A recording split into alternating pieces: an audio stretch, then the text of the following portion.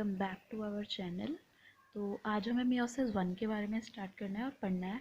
तो सबसे पहले स्टेप होता है प्रोफेज वन, और इसमें भी हमारे पास 5 अनदर सब स्टेप्स हैं।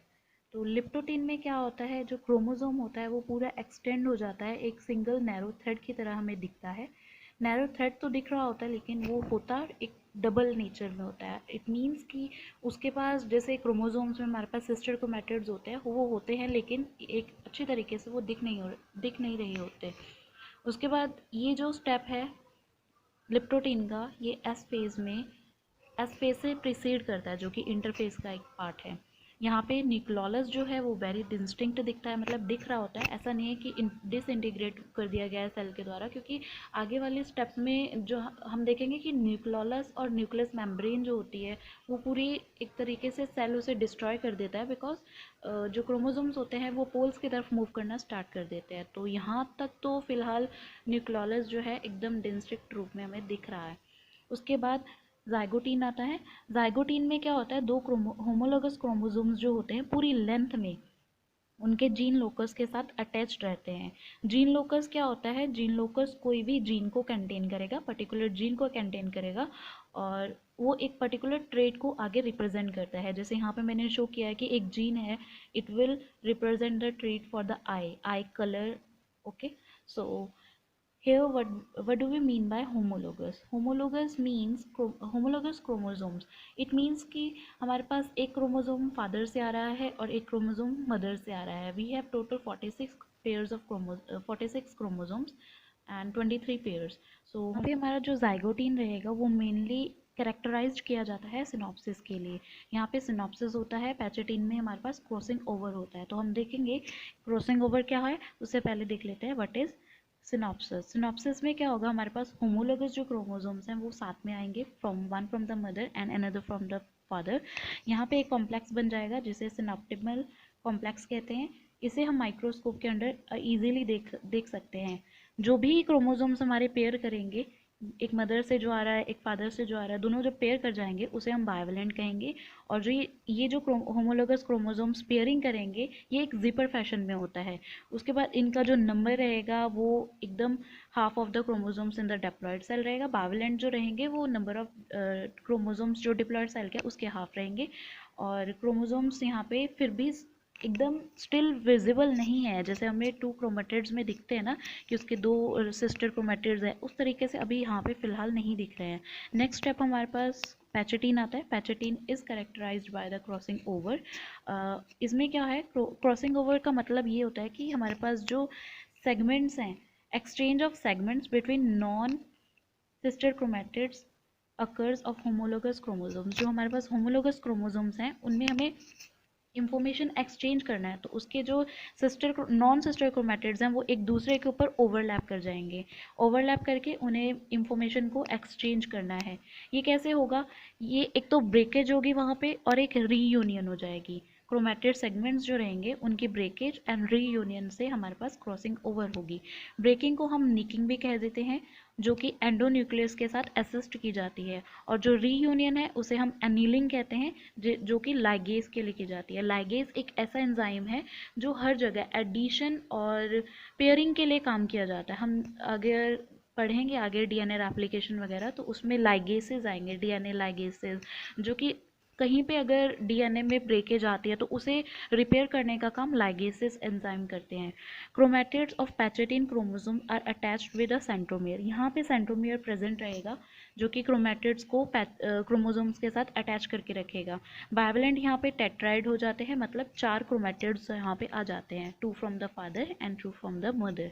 Large number of recombinant nodules appears at the interval on synaptonemal complex. यहाँ पे जो कॉम्प्लेक्स बन रहा है उसके पास हमारे पास रिकॉम्बिनेंट नोड्यूल्स प्रेजेंट हो जाते हैं, मतलब उनका एक अलग फंक्शन है, वो हम आपको बाद में बता देंगे। और उसके बाद है हमारे पास diplotene. Diplotene is characterized by the chiasmata. Chiasmata क्या होता है, यहाँ पे सबसे पहले इस स्टेज पे जो पेयर्ड क्रोमोसोम्स हैं वो सेपरेट होना शुरू हो जाता है, जिसे हम डी सिनॉप्सिस कहते हैं। हमारा जो क्रॉस रहेगा वो नॉन सिस्टर क्रोमैटिड्स में बन जाता है, क्रॉस को ही हम चासमेटा कहेंगे। होमोलोगस जो क्रोमोसोम्स होंगे वो एक दूसरे से अपार्ट होना शुरू हो जाएंगे. They remain attach to one another at a specific points called chiasmata. ये जो चासमेटा है ना, it plays a very important role in the crossing over. मतलब होमोलोगस जो क्रोमोसोम्स हैं उन्हें दूर भी होना है लेकिन एक दूसरे से अटैच भी रहना है, तो वो काम चासमेटा करेगा उनको अटैच करने का. एक चासमेटा तो कहीं ना कहीं बायोवेलेंट में होगा ही. अब ये ऐसा ज़रूरी नहीं है कि जो चासमेटा वो एकदम सेंटर में होगा. It can be at the tips of the chromosome. Centre में हो सकता है, टिप्स पे हो सकता है, या कहीं भी बीच में कहीं ना कहीं एक चासमेटा तो प्रेजेंट होगा ही होगा. क्रोमैटिन जो होंगे, क्रोमैटिन के ब्रिजेस यहाँ पे बनना शुरू हो जाएंगे जो कि जो कि chiasmata complex sorry in the place of the synaptonemal complex on chiasmata. यहाँ पे क्रोमैटिन जो है वो चासमेटा, ये जो हमारा सिनॉप्टिमल कॉम्प्लेक्स है चासमेटा के ऊपर, वहाँ पे बनना शुरू हो जाएंगी. ये लॉन्गेस्ट फेज होता है हमारा प्रोफेज के बीच में. और यहाँ पे एस कॉम्प्लेक्स, ये जो कॉम्प्लेक्स बना है हमारा सिनॉप्टिमल कॉम्प्लेक्स, इसकी डिसोल्यूशन हो जाएगी, मतलब वो थोड़ा टूटने लग जाएगा. उसकी जगह हमारे पास क्रोमैटिन ब्रिजेस बनने शुरू हो गए हैं. Then we have the diakinesis. Diakinesis का मतलब क्या होता है?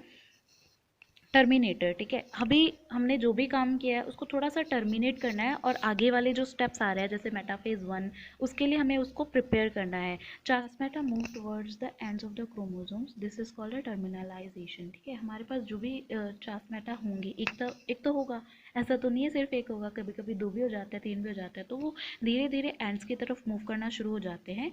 और ये जो क्रोमैटिड्स होते हैं ये एक प्लेस पे अटैच रहेंगे. क्रोमैटिड जो हैं वो अभी भी चासमेटा पे एक प्लेस पे अटैच रहेंगे. Nuclear membrane and nucleolus डीजनरेट्स.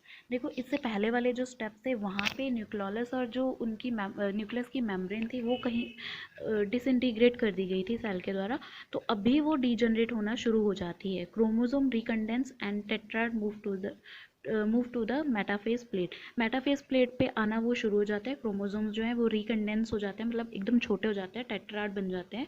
चार उसके सिस्टर क्रोमैटिड्स दिखना शुरू हो जाते हैं और यहीं पे हमारे स्पिंडल्स जो हैं वो भी बनना शुरू हो जाते हैं. यहाँ पे हमने डायग्राम प्रोवाइड किए. जैसे लिप्टोटीन है, लिप्टोटीन में हमारे पास होमोलोगस क्रोमोसोम्स हैं. देन वो होमोलोगस क्रोमोसोम्स अटैच करेंगे और सिनॉप्टिमल कॉम्प्लेक्स बनाएंगे जाइगोटीन में. फिर पैचेटीन में वो जो कॉम्प्लेक्स हमारा बना था उसकी जगह हमारे पास क्रोमैटिन ब्रिजेस बन जाएंगे, टेट्राड बन जाएगा. उसके बाद डिप्लोटीन में हमारे पास ट्रांसमेटा हो जाएगी, क्रॉसिंग ओवर, एक दूसरे से वो इंफॉर्मेशन एक्सचेंज कर रहे हैं.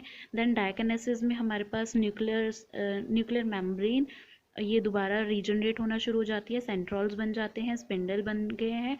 और then we have the metaphase 1 where the chromosome will move towards the poles. यहाँ पे एक डायग्राम दिया है सिनॉप्टिमल कॉम्प्लेक्स की. यहाँ पे एक छोटा सा आपको सेक्शन दिख रहा होगा कि क्रॉसिंग ओवर कैसे हो रही है. देखो, यहीं से एक क्रोमैटिन आएगा, एक इधर से आ रहा है. ये दोनों एक होमोलोगस क्रोमोसोम्स के एक क्रोमैटिड हैं. तो क्रोमैटिड्स क्या करेंगे? क्रॉसिंग ओवर करके इंफॉर्मेशन एक्सचेंज करेंगे. This is a synaptonemal complex. Okay. Axial element, cohesion. यहाँ पे देखिए कोहेशन भी होता है. कोहेशन अब आगे मैं आपको पक्का बताऊंगी व्हाट इज कोहेशन. एक टर्मिनोलॉजी के ऊपर वीडियो पक्का बनाने वाली हूँ क्योंकि ये जो टर्मिनोलॉजी है बार बार यूज़ होती है, तो एक बार क्लियर करना बहुत ज़्यादा इंपॉर्टेंट है. एंड यहाँ पे दोबारा एक वही डायग्राम है जो मैंने हाथ से बनाई थी. तो उसके बाद मेटाफेज 1 होती है. यहाँ पे होमोलोगस क्रोमोसोम्स होते हैं, वो स्पिंडल फाइबर से कनेक्ट हो जाते हैं और अपोजिट पोल्स की तरफ मूव करना शुरू हो जाते हैं. The chromosomes are most condensed and have smooth outlines. The centromeres of a bivalent are connected to poles through a spindle fiber. The bivalents will migrate to equator before they disperse to the poles. सबसे पहले उनको देखो move तो करना है poles की तरफ, लेकिन फिर भी एकदम सेंटर में इक्वेटर के ऊपर वो क्या करेंगे? माइग्रेट कर जाएंगे. And then these bivalents will move towards the poles. The centromere of the bivalent are arranged on either side of the equator and this type of orientation is called co-orientation. ये जो centromeres रहेंगे बायोवेलेंट्स के, जो centromere होते हैं वो कोई भी साइड पे इक्वेटर की अरेंज हो सकते हैं. इस ओरिएंटेशन को हम को ओरिएंटेशन कहते हैं. Then we have the anaphase 1. Anaphase 1 जो है, यहाँ पे क्रोमोसोम जो होंगे बायोवेलेंट्स जो है वो अपोजिट पोल्स की तरफ मूव करना शुरू कर देंगे, जिसे हम डिसजंक्शन कहते हैं. Each chromosome possesses two chromatids. The centromere is first to move to the pole, centromere पहले जाते हैं पोल्स की तरफ. Each pole has a haploid number of chromosomes. Chiasmata disappear, यहाँ पे आके चासमेटा जो है वो डिसअपियर हो जाता है. हमने देखा था ना वो एक दूसरे के ऊपर ओवरलैप करके बैठे हैं, तो वो जो ओवरलैपिंग थी वो जब पोल्स की तरफ मूव कर जाते हैं वहाँ जाते जाते वो ख़त्म हो जाती है. Then we have the telophase one. Telophase one में न्यूक्लियर मेम्ब्रेन दोबारा बन जाती है around the group of chromosomes at the two poles. दोनों पोल्स के ऊपर दोबारा न्यूक्लियर मेम्ब्रेन स्टार्ट हो जाएगी बनना. Nucleus and nucleolus reassemble after karyokinesis cytokinesis. Two haploid cells are formed. फिर हमारे पास दो हैप्लॉइड सेल्स बन जाते हैं.